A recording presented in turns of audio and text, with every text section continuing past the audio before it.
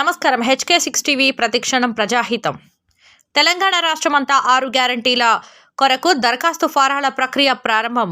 జిల్లా వ్యాప్తంగా 20 మండలాల్లో 4 మున్సిపాలిటీల్లో ప్రారంభమైన ప్రజాపాలన కార్యక్రమం.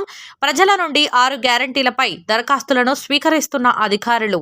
ప్రజాపాలనలో పాల్గొన్న ఎమ్మెల్సీ కూచకుళ్ళ నాగర్ కర్నూల్ టౌన్ 21వ వార్డులో గురువారం ఎమ్మెల్సీ కూచకుళ్ళ దామోదర్ రెడ్డి పాల్గొన్నారు. ఈ సందర్భంగా అర్హులైన లబ్ధిదారుల నుంచి అధికారులు దరఖాస్తులను తీసుకోవడంను పరిశీలించారు. ప్రభుత్వం 6 గ్యారంటీలను అమలు చేసే ప్రక్రియలో అధికారులు, ప్రజలు సహకరించాలన్నారు.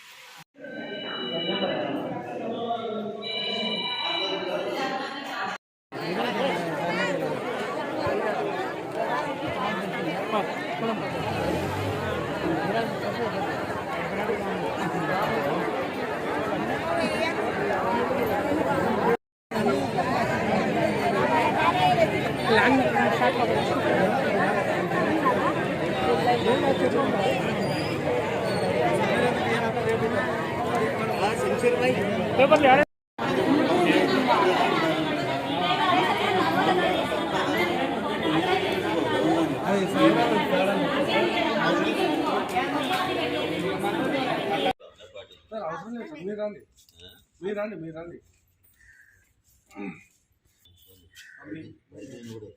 సార్, మీరు రండి.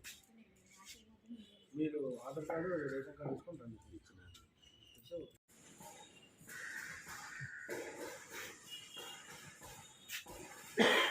ఓకే ఓకే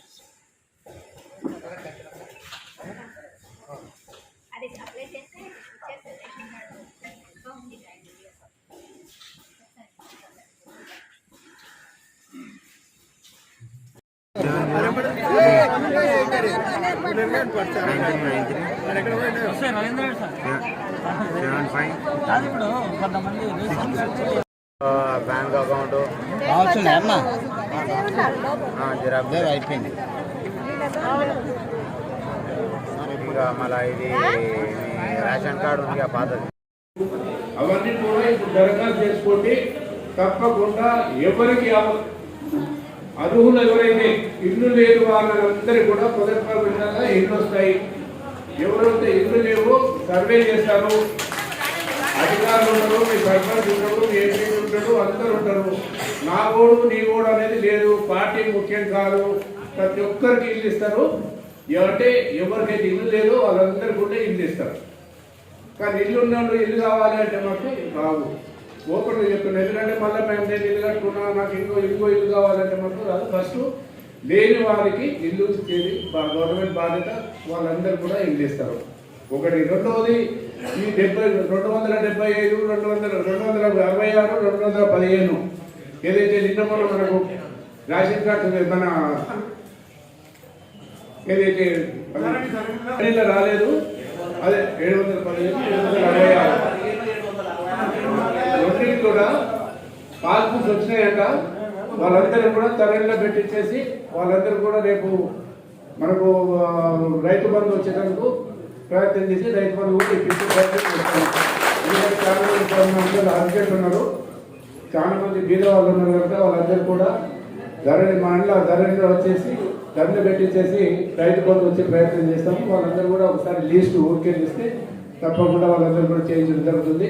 అది కాకుండా రేషన్ కార్డ్స్ కానీ, పింఛన్లు కానీ, అదేవిధంగా గ్యాస్ సిలిండర్స్ కానీ, ఇండ్లు కానీ ఇవన్నీ కూడా చేయించడం జరుగుతుంది.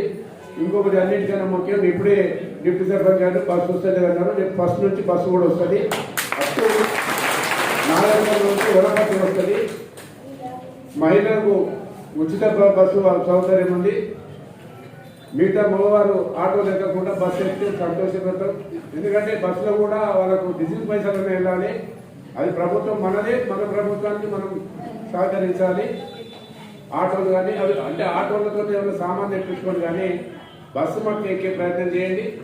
ఎందుకంటే వాళ్ళు ఏమంటారు అంటే బస్సులో ఎవరు ఎక్కలేదు సార్, అంత ఫ్రీ